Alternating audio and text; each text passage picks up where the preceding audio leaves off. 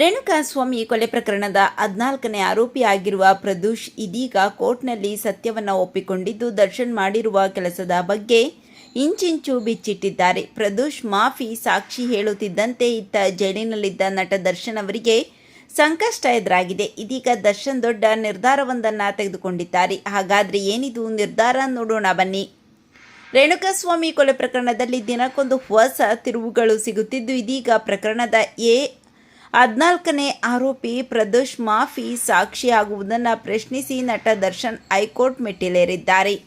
59ನೇ CCH sessions court ನೀಡಿದ್ದ ಆದೇಶವನ್ನು ಪ್ರಶ್ನಿಸಿ ದರ್ಶನ್ ಪರ ವಕೀಲರು ಹೈಕೋರ್ಟ್ಗೆ ಮೇಲ್ಮನವಿ ಅರ್ಜಿ ಸಲ್ಲಿಸಿದ್ದು, ಪ್ರಕರಣದ ತುರ್ತು ವಿಚಾರಣೆ ನಡೆಸುವಂತೆ ಹಿರಿಯ ವಕೀಲ ಅಹ್ಮದ್ ಪಾಷಾ ಮನವಿ ಮಾಡಿದ್ದಾರೆ. ಅರ್ಜಿಯ ವಿಚಾರಣೆಯನ್ನು ಹೈಕೋರ್ಟ್ ಇಂದು ನಿಗದಿಪಡಿಸಿದ್ದು, ಎಸ್ಪಿಪಿಗೆ ಮಾಹಿತಿ ನೀಡುವಂತೆ ಅರ್ಜಿದಾರರ ಪರ ವಕೀಲರಿಗೆ ಸೂಚನೆ ನೀಡಿದೆ. ಪ್ರದೋಷ್ ಅವರನ್ನು ಮಾಫಿ ಸಾಕ್ಷಿಯಾಗಿ ಪರಿಗಣಿಸುವ ಪ್ರಕ್ರಿಯೆಯಲ್ಲಿನ ಲೋಪದೋಷಗಳ ಬಗ್ಗೆ ವಾದಿಸಲು ನಮಗೆ ಸಿಸಿಎಚ್ ಕೋರ್ಟ್ ಅವಕಾಶ ನೀಡಲಿಲ್ಲ. ಮಾಫಿ ಸಾಕ್ಷಿ ಅರ್ಜಿಗೆ ಸಂಬಂಧಿಸಿದಂತೆ ದರ್ಶನ್ ಪರ ವಕೀಲರ ವಾದ ಆಲಿಸಲು ಅನುಮತಿ ನೀಡದಿರುವುದರಿಂದ ಅನಿವಾರ್ಯವಾಗಿ ಸಿಸಿಎಚ್ ಕೋರ್ಟ್ ಆದೇಶವನ್ನು ಪ್ರಶ್ನಿಸಿ ಹೈಕೋರ್ಟ್ನಲ್ಲಿ ಮೇಲ್ಮನವಿ ಸಲ್ಲಿಸಿದ್ದೇವೆ ಎಂದು ದರ್ಶನ್ ಪರ ಹಿರಿಯ ವಕೀಲ ಅಹ್ಮದ್ ಪಾಷಾ ತಿಳಿಸಿದ್ದಾರೆ. ಈ ಬಗ್ಗೆ ನಿಮ್ಮ ಅನಿಸಿಕೆಗಳನ್ನು ಕಾಮೆಂಟ್ ಮಾಡಿ ತಿಳಿಸಿ.